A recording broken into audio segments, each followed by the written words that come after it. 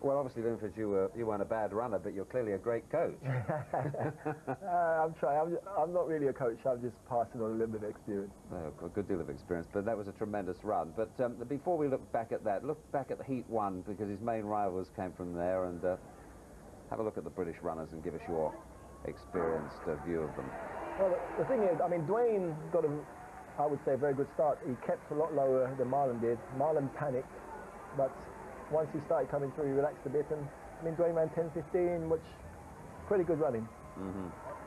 Yeah, I mean, there you see. I mean, Marlon, I think if he had stayed down a little bit lower and generate a bit more speed, he would have been okay. But he panicked, so much just to try and catch up. But once he caught up, he was right. But Dwayne was just powering away, and I still think he's sitting a little bit. And I think that's where Darren, I believe, is going to have the advantage, because if they're neck to neck and there's a pressure, he'll be able to roll away from Dwayne. We built it as a 1-2-3 press for Britain right at the start of the show. Is it still looking like that, do you think?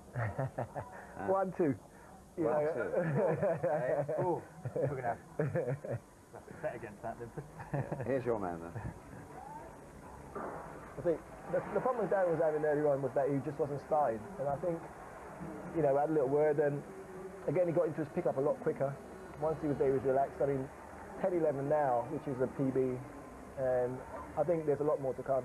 The only thing I just hope he doesn't go away and start celebrating, because once you run your PB early, you celebrate, and then that's almost as bad as your final.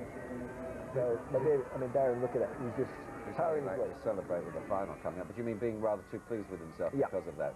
Yeah, when you run a personal best, sometimes you see people celebrate through, especially if it comes through in the rounds. And also, the point is there are no prizes for winning semi-finals. I mean, they've now got 2 hours to get ready for the final, and it's the final that matters. And they, it's the man who can get ready for the final, the best, who will go out there and win it. Too much time between the final, though. I mean, there's like 2.5 hours, which, I mean, the warm-up is what kills you. And so now with 2.5 hours, I mean, Darren's really got to start jogging again, stretching again. I think an hour and a half would be ideal. It's just too long. David was saying that he needed to harden up as an athlete. Is that right?